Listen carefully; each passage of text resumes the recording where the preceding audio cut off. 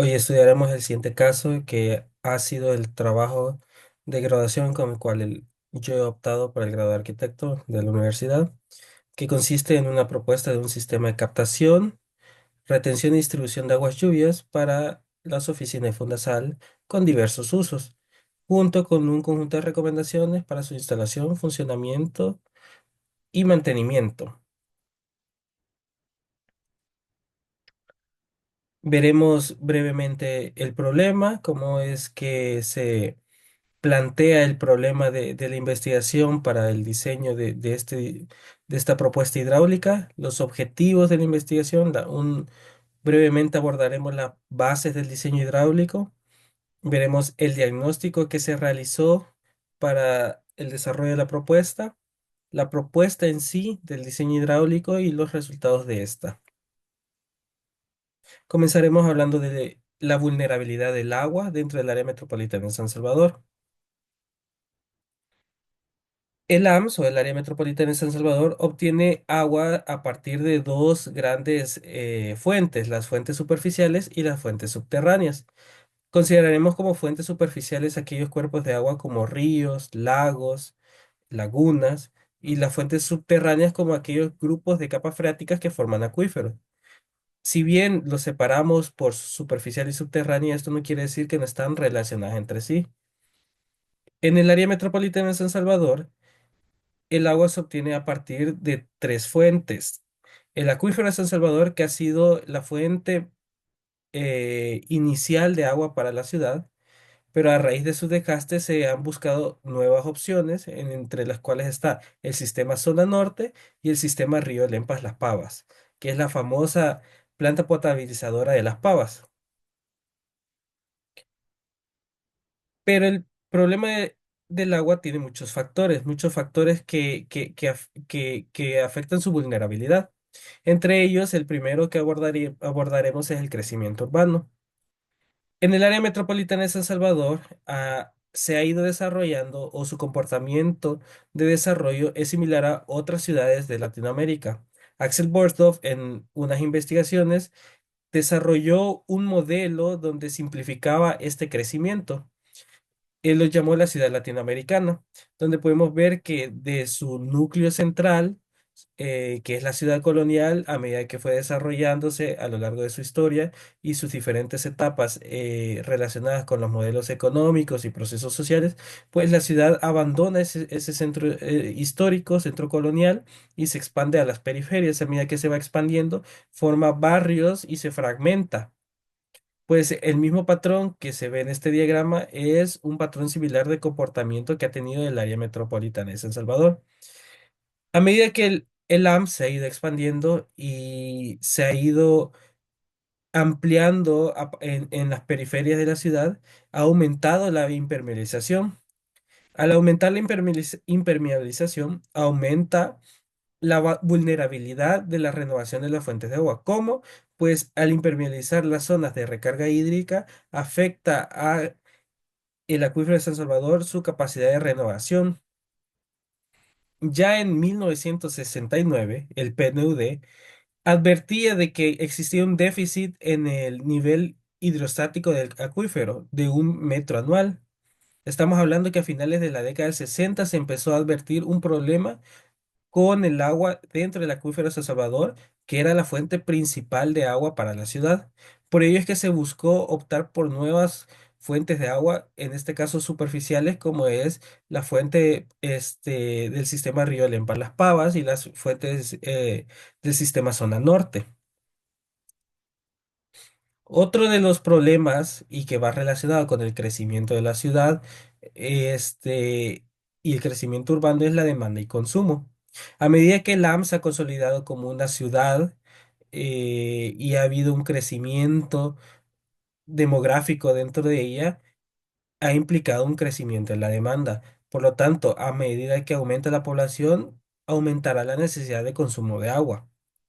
Aquí podemos ver en esta gráfica cómo ha sido la proporción en producción y consumo. Podemos ver que del 90 al 95 no hay mucha diferencia, pero del 2010 al 2015 la producción es mayor que la del consumo. Y uno puede preguntarse a qué se debe esto, por qué no es proporcional. Bueno, puede darse a raíz de muchos problemas. Los problemas principales pueden ser la fragmentación de la ciudad, que se han consolidado barrios donde no llega la cobertura del servicio de agua, y también debido a la infraestructura urbana donde a raíz de su deterioro y, y posterior reparación, cortan el agua, y y zonas pobladas que necesitan el agua ya no tienen esa cobertura mientras existen estas fugas y hay reparación, por lo tanto no tienen el consumo en proporción a lo que se produce de agua. Con ello nos lleva a otro factor, que es el de la cobertura. Como mencionaba, el tema de la fragmentación de la ciudad está relacionado con ello. Nos enfocaremos en el caso de Ciudad Delgado, que Ciudad Delgado desde 1972 a 2015 aumentó su población en un 200%, pero la cobertura del servicio de agua para esta zona del área metropolitana de San Salvador solo cubría el 30% de su población. Nos enfocaremos exactamente en el reparto Santa Alegría, que pertenece a Ciudad Delgado, que es donde se ha desarrollado la propuesta. En el reparto Santa Alegría, el agua solo, los habitantes del reparto Santa Alegría solo tienen acceso al agua potable durante la noche. No hay cobertura en el transcurso del día, que es donde se desarrolla la mayor cantidad de actividades, solamente en la noche. Y las personas que habitan en esa zona, pues si no tienen cisterna de agua potable, no tienen acceso a agua potable durante el día, solamente en un horario nocturno. Si no mal recuerdo, es a partir de las 8 de la noche que empiezan a recibir cobertura de agua potable, a pesar de que tienen la infraestructura para recibir este servicio. A raíz de todo esto, es que la Fundasal, junto con la universidad, desarrollan como en conjunto la iniciativa de generar una gestión sostenible dentro de la instalación de las oficinas de Fundasal, reconociendo que el agua es un bien finito y que por su mala gestión urbana está siendo perjudicada. Han pensado en desarrollar un sistema que permita a la Fundasal obtener agua de una manera diferente, en este caso agua pluvial, y poder ser reutilizada dentro de la institución para disminuir consumos de agua potable. Con ello se busca también no solo una gestión sostenible, sino que iniciar un proceso de pequeñas iniciativas, a pesar de la escala, para una nueva forma de uso de agua dentro del área metropolitana de San Salvador. Con ello es que nace la siguiente investigación. Pero hablemos un poco y brevemente acerca de Fundasal. Fundasal es la Fundación Salvadoreña de Desarrollo y Vivienda Mínima. Es una institución privada, no gubernamental, que se formó a finales de la década de los 60. Fue fundada eh, por el padre Ibáñez. Es una institución enfocada en la transformación del hábitat de los sectores más necesitados de la población salvadoreña.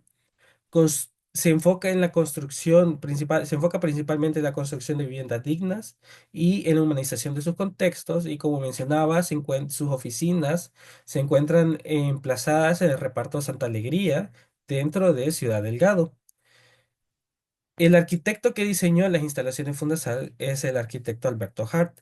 Menciono esto porque es importante para la institución la arquitectura de las oficinas. Como pueden ver en la imagen, se observa que es una arquitectura singular, ya que obtiene su lenguaje a partir de directrices que podemos observar también en la arquitectura de Frank Lloyd Wright, donde hay un enfoque en la horizontalidad, y hay una distribución alrededor de una plaza, que esta plaza es un centro de reunión dentro de las oficinas para los visitantes y para los empleados también. Podemos ver que también el terreno se emplaza por medio de diferentes niveles, ya que la topografía así lo permite, siendo estas oficinas emplazadas sobre una colina que se encuentra en el reparto Santa Alegría. La Fundasal, entre sus directrices que tiene como institución, es preservar la arquitectura como patrimonio. Entonces, cualquier intervención que se haga dentro de las oficinas, ya sea este, de renovación, de mantenimiento, de paisajismo, o en este caso, como una propuesta de diseño hidráulico, pues una de las directrices principales es evitar intervenir lo más que se pueda en la arquitectura de las oficinas de Fundasal, considerando de que es patrimonial para la institución. Aquí podemos ver una imagen satelital ya de lo que es el terreno de Fundasal. Podemos ver cómo se emplaza dentro de la colonia del reparto Santa Alegría. Todo lo que está marcado por un perímetro rojo es Fundasal, y alrededor podemos ver que son viviendas residenciales con un promedio de niveles de 1 a 2 niveles de altura. En algunos casos hay algunos tipos de comercio como tiendas o talleres. Más que todo en la calle principal son donde hay muchas de estas viviendas se han adecuado para talleres de carpintería y tiendas. Podemos ver aquí un esquema, ya que la manera en cómo nosotros abordamos esta investigación y este diseño es que sectorizamos o definimos un sector dentro de todo el terreno donde íbamos a intervenir. Se definió a partir de que este es el sector donde más se ocupa agua dentro de la institución. Es el sector donde están emplazadas todas las unidades de oficinas de la institución, y por lo tanto es donde hay mayor tránsito de personas y mayor consumo de agua en los servicios sanitarios y en el riego de los jardines. ¿Cuáles son los objetivos de la investigación? Bueno, el objetivo general es desarrollar una propuesta de sistema hidráulico para la captación, retención y distribución de aguas pluviales, a fin de poder ser utilizadas estas aguas en distintas actividades y lograr una gestión sostenible. ¿Qué actividades se van a realizar con esta agua captada?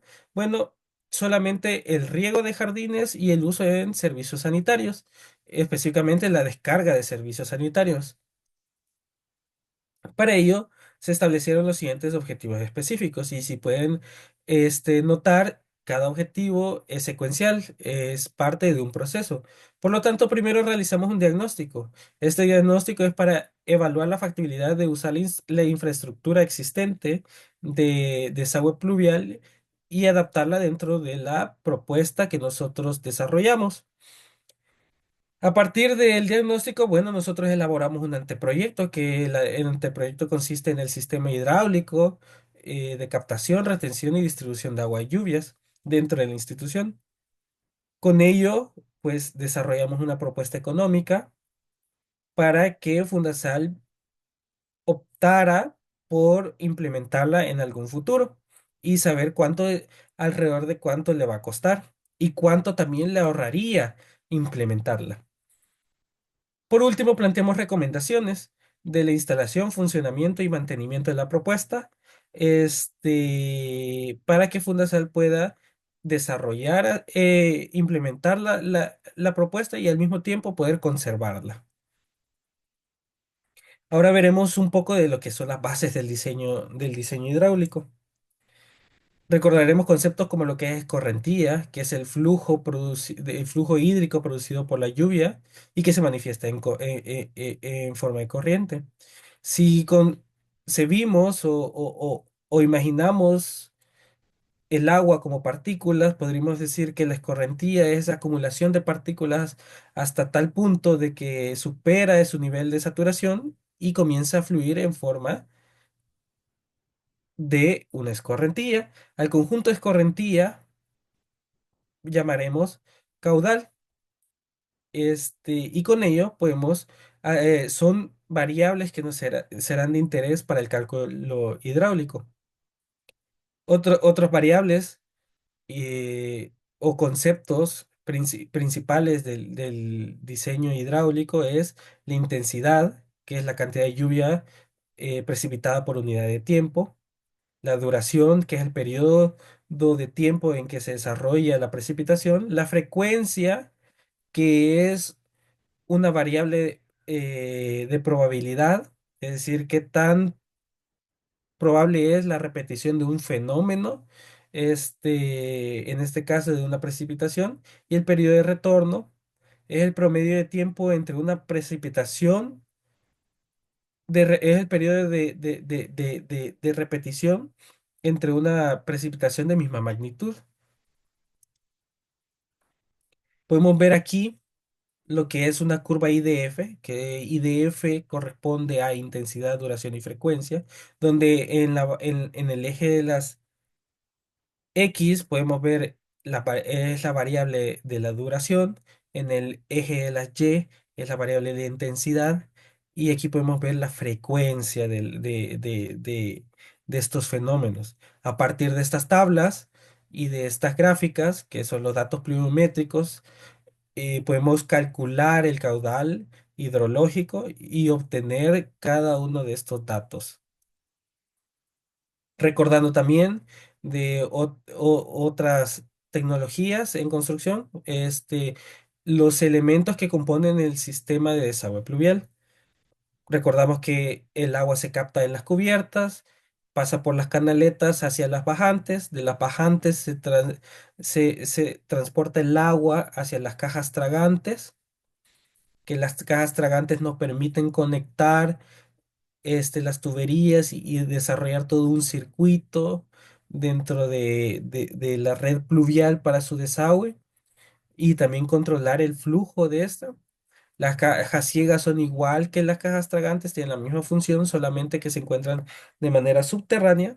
Tenemos los pozos de registros que nos permiten acceder a la infraestructura. Y tenemos las cisternas, en este caso cisternas de captación de aguas lluvias, que pueden ser tanto superficiales como subterráneas, cada una tiene ventajas y desventajas. Y también se utilizan dependiendo la asequibilidad de estas para diferentes proyectos y qué es lo que y qué es lo que se necesita y el funcionamiento que se le va a dar. Tenemos el coeficiente escorrentía, ya hablamos de caudales, de escorrentía. El coeficiente escorrentía es una fracción de agua precipitada que genera una corriente. Estos son valores que los podemos obtener en tablas, se establecen en tablas, estas tablas las podemos obtener en la Ley de Desarrollo y Ordenamiento Territorial de la OPAMS, están ahí en su apartado correspondiente al tema, y podemos ver que son valores adimensionales, porque lo que representan son, como dice, una fracción de agua precipitada.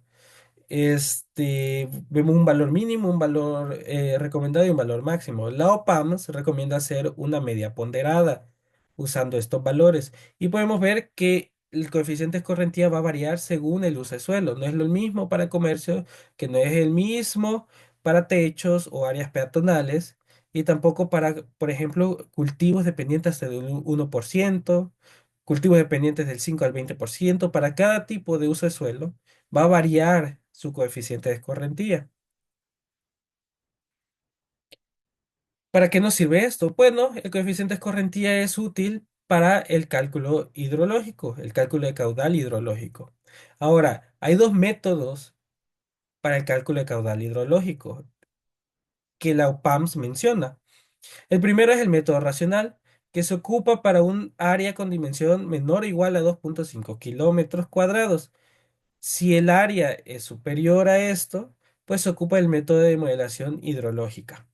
Eso es lo que dice la OPAMS en su ley de ordenamiento y desarrollo territorial. Nosotros, a raíz del área que nosotros íbamos a intervenir, ocupamos el método racional, que es un método simple sencillo, de un cálculo sencillo. Es un método que se desarrolló en el Reino Unido, si no mal recuerdo, a partir de 1850 y se ha ocupado hasta el día de hoy. La fórmula es la que podemos ver acá, que, si, que hace referencia al caudal, es igual al coeficiente de escorrentía por intensidad por el área de superficie. Estos valores los obtenemos el área de superficie a partir de los planos del diseño, le- la intensidad a partir de los datos pluviométricos y el coeficiente escorrentía a partir de las tablas facilitadas por los PAMS. Cabe aclarar de que los datos pluviométricos, como las curvas IDF, son proporcionadas por el Ministerio de Medio Ambiente, pero para ello se tienen que solicitar. Se solicitan y se solicitan los datos pluviométricos para tal estación. En nuestro caso, lo solicitamos para la estación establecida en la Universidad Nacional. Para desarrollar el sistema de distribución, usamos el método Hunter. El método Hunter se basa en la sumatoria de cargas, de caudales, y con ello se determinan las diferentes cargas según los artefactos sanitarios que se van a utilizar. A partir de esas cargas, uno con el uso de tablas que se pueden encontrar en el National Standard Plumbing Code de Estados Unidos, es una normativa de Estados Unidos que nosotros hemos extrapolado para su uso aquí.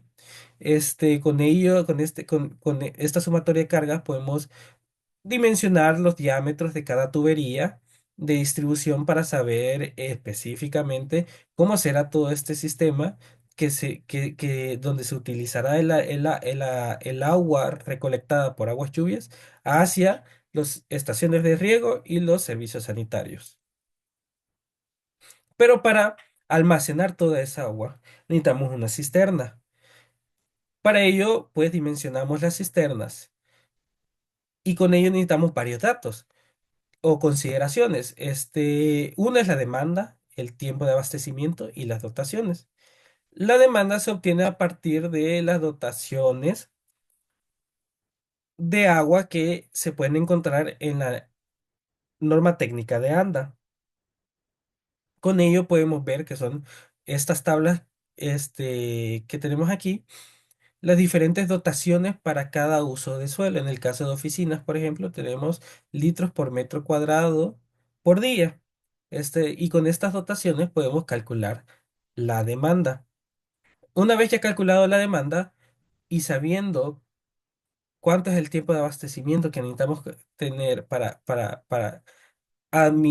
abastecer de agua para determinado uso, podemos calcular el volumen a partir de demanda de agua por la cantidad de abastecimiento. Todo esto lo podemos encontrar, como mencionaba, en la norma técnica de ANDA. Posteriormente realizamos el diagnóstico. Mm, el diagnóstico nos sirvió, como mencionaba inicialmente, para determinar la factibilidad de implementar la infraestructura existente en la propuesta. En caso de que hubieran problemas, pues el diagnóstico identifica estos problemas para que puedan ser subsanados y así poder desarrollar la propuesta. Ya había mencionado dónde estaba el emplazamiento de Fundasal, otra vez lo podemos ver aquí, y qué es todo su contexto, qué es lo que lo rodea, como mencionaba, de la vivienda. Podemos aquí ver que el área del terreno es de 9.390,83 metros cuadrados y que se emplaza de norte a sur.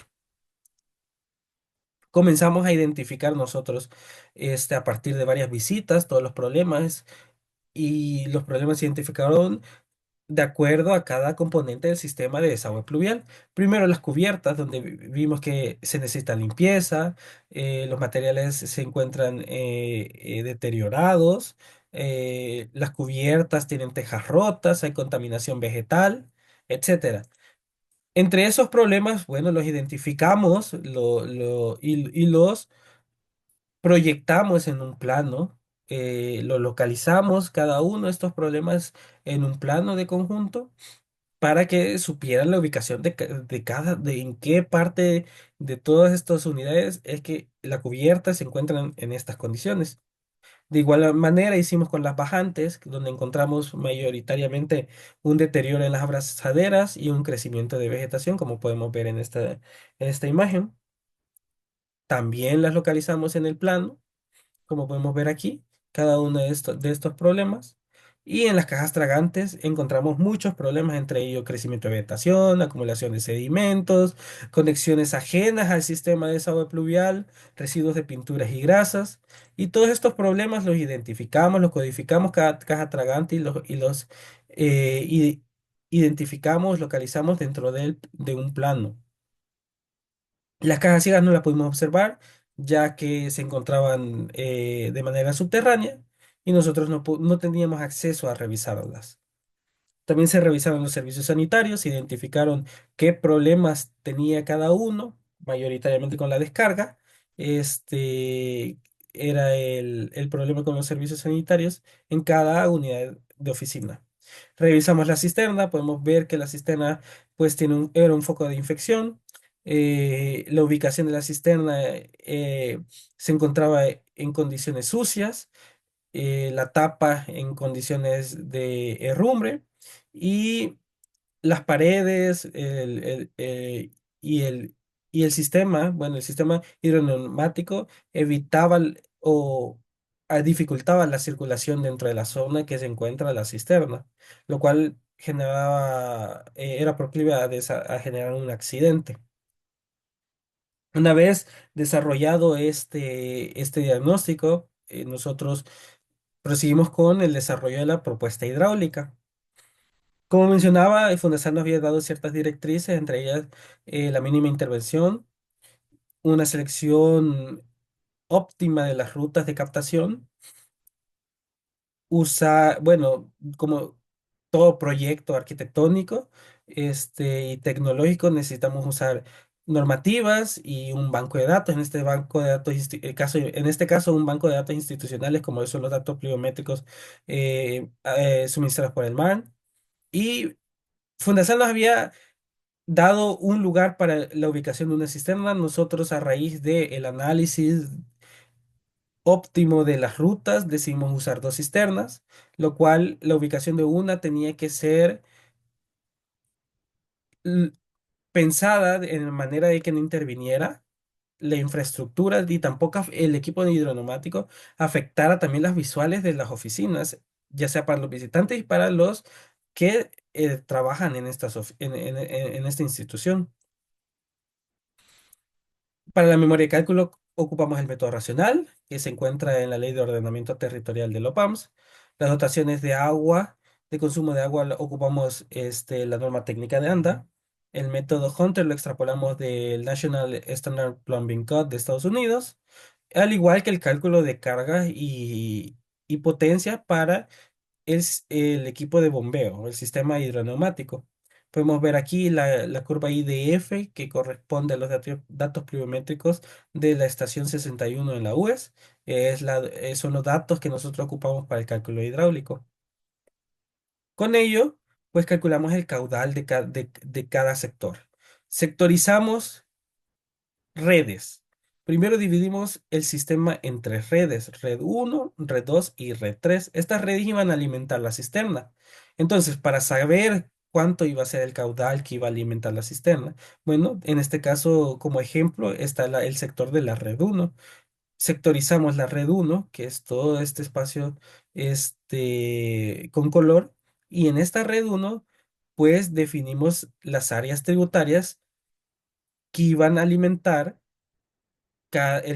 con sus respectivos caudales cada caja tragante. Entonces, como mencionaba, no es el mismo coeficiente de escorrentía para cubiertas que, por ejemplo, para áreas verdes y para áreas impermeables y permeables.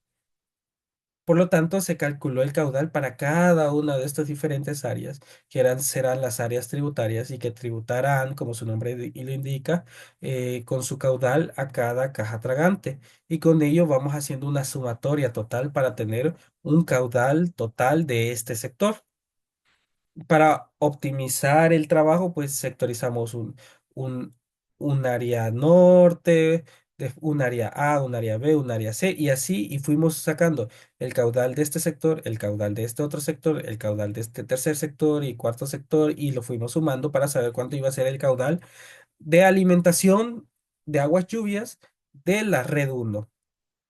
A partir de ello podemos dimensionar las cisternas y con ello ir calculando también cómo se va a distribuir y calcular el diámetro de cada tubería de distribución para el sector que alimentará esta cisterna. Que nosotros hemos pensado que sea un circuito redondo. Si la red uno se alimenta de este sector, la cisterna va a alimentar el mismo sector de donde se alimentó. Podemos ver aquí completo el plano de levantamiento de toda la red hidráulica. Nosotros lo completamos con todos sus datos, con los niveles, con las pendientes de cada tubería, nivel de tapa y nivel de fondo de las cajas tragantes y codificamos cada caja tragante. Como podemos ver, todo es la red de desagüe pluvial del sector a intervenir. Nosotros decidimos dividir esta red en tres.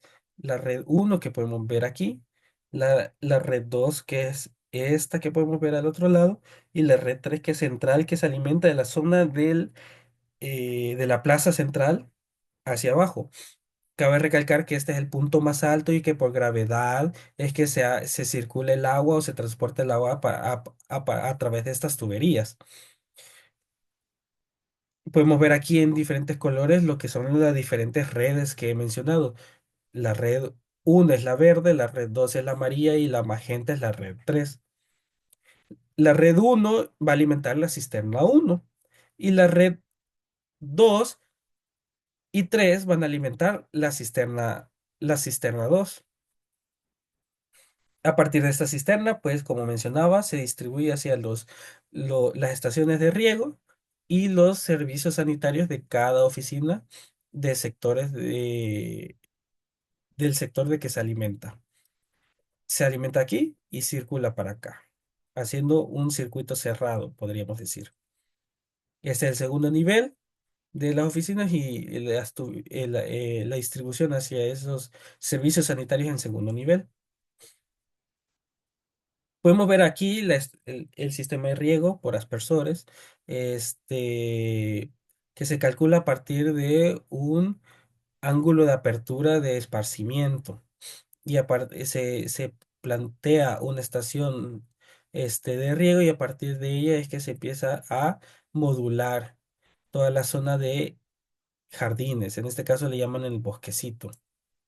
Podemos ver aquí una isometría de la propuesta donde se ve emplazado todas las unidades de oficina y un isométrico de la infraestructura, el diseño hidráulico de captación y distribución y el sistema de riego.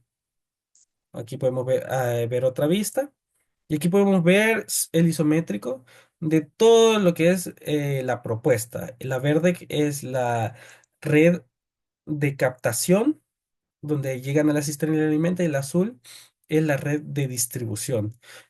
Amarilla hace referencia a la red de riego. Vemos que aquí que la cisterna se alimenta por una tubería azul hacia la estación de riego y la estación de riego pues ya el sistema de aspersores. Hicimos una oferta económica. Para ello decidimos, y para decidir también el sistema constructivo, comparamos, hicimos un presupuesto con el sistema constructivo de bloque de concreto reforzado y uno con cisternas de polietileno de marca Rototec. Hicimos la comparación, cuál vendría económicamente mejor para Fundasal y pues podemos ver aquí que el monto es muy abrumador la diferencia. Obviamente la propuesta uno con el sistema constructivo de bloque concreto era más asequible, además era más viable ya que la propuesta 2 con los tanques de polietileno necesitaríamos más de uno, lo que implicaría ah, un mayor volumen de excavación, más de, necesitaríamos más de un equipo hidroneumático porque para poder distribuir el agua, lo cual encarece el diseño, por lo cual la propuesta uno fue la que decidimos. Aquí podemos ver un detalle de lo que es cada cisterna. Vemos que la capacidad máxima es alrededor de, bueno, 119,75 metros cúbicos. El abastecimiento se ha calculado para 20 días y el caudal hidrológico que alimenta esta cisterna es de 0,05 litros por segundo. Tiempo de llenado es de 28 días. De igual manera para la cisterna 2, que se alimenta en la red 2 y la red 3, pues vemos aquí los detalles de los diámetros del equipo de bombeo, del sistema constructivo, la capacidad máxima de 83,22, que es un poco menor porque esta zona pues estaba más restringida para la zona de excavación y para dimensionar la cisterna. Este, y el caudal hidrológico que lo alimenta es de 9,75 litros por segundo.